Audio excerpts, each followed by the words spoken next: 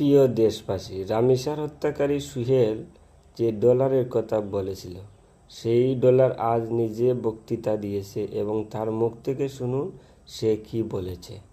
আপনারা শুনতে থাকুন। এই যে আপনার নামে যে অভিযোগটা নিয়ে আসছে, সোহেল হুট করে তার রিমান্ডের সময়ও বলে নাই বা কোনো বিষয় বলে নাই, এই বিষয়টা কিভাবে দেখছেন আপনি? আসলে সোহেল কি তার বিচার কার্যক্রমটাকে মানে স্তীমিত করার জন্য বলছে, নাকি আপনার সাথে একটা তার সাথে বলতেছিল যে আপনার সাথে নাকি তার সাথে যোগাযোগ আছে, পরিচয় ছিল, আপনি কয়েকদিন অটো চালিয়েছেন, এই সুবাদে নাকি তার সাথে একটা পরিচয় ছিল?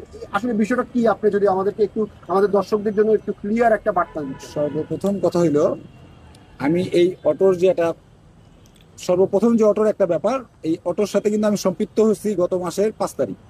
এই এটা আমি আগে ব্যবসা করতাম, ব্যবসায় ক্ষতিগ্রস্ত হওয়ার পর ভাইয়ার অটো ছিল, তো নিয়ে এটা করতেছিলাম। তো গত মাসে 4 তারিখ, তার মানে 25-30 দিনের ব্যাপার।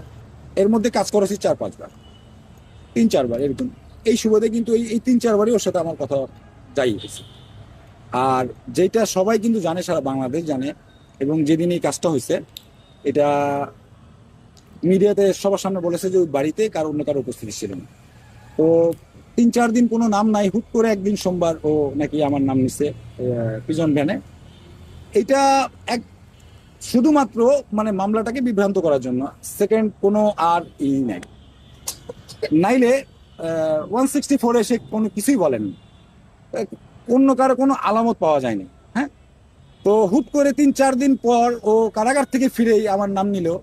এটা তো একেবারে উদ্দেশ্য প্রণীত, তাই না? একজনকে হেয় প্রতিপন্ন করা, যেমন আমার নাম নিছে, আমার ফ্যামিলির উপরে কি একটা যাইতেছে, বাজে একটা জিনিস।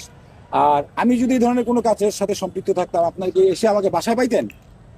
আমি আপনাদেরকে আনসার করলাম, আপনার কি আমি কোথায় আপনারা আসছেন, যে কোথায় পাইছেন আমাকে? আপনার বাসায় আছে? বাসায় আছে। আরো যারা আসছে কিন্তু আমি ওনার সাথে কথা বলতে চাইনি, কারণ আমি আশায় ছিলাম যে প্রশাসনের দিক থেকে কেউ আসুক। এক একজন আমার ছবি পোস্ট করে দিচ্ছে, ছোট্ট মেয়ে রামিসার সাথে আমার নানানভাবে ছবি। আমি প্রত্যেকের ব্যাপারে মানহানি মামলা করব, যারা যারা এগুলো করছে প্রত্যেকের নামে আমি মানহানি মামলা করব। এবং এই বাড়ির মালিক, আমি বলতে চাই যে ওনারা বাইরে থাকে বা যেখানেই থাকুক, একজন মানুষকে যে ভাড়া দেয়, সে তো আপনারা পরে পাইছেন যে সে কি ধরনের লোক।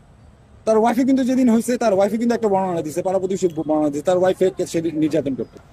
আমাকে যেভাবে এত বড় একটা ক্ষতিগ্রস্ত করা হলো, আমি একজন জবলেস মানুষ, এখন আমাকে কে জব দিবে বলেন আপনি? হুট করে আপনি ঘুম থেকে উঠলেন, দেখতেন আপনার ছবি একজন মেয়ের সাথে, আপনি এইভাবে যদি আপনাদের দিয়ে দিত, আপনারই কি করতেন? আমি তো হতভম্ব যে এগুলা ও এই মামলাকে অন্য খাতে প্রবাহিত করার জন্য বা একটু দীর্ঘায়িত করার জন্য, হয়তোবা তার লয়ার হতে পারে, কারাগার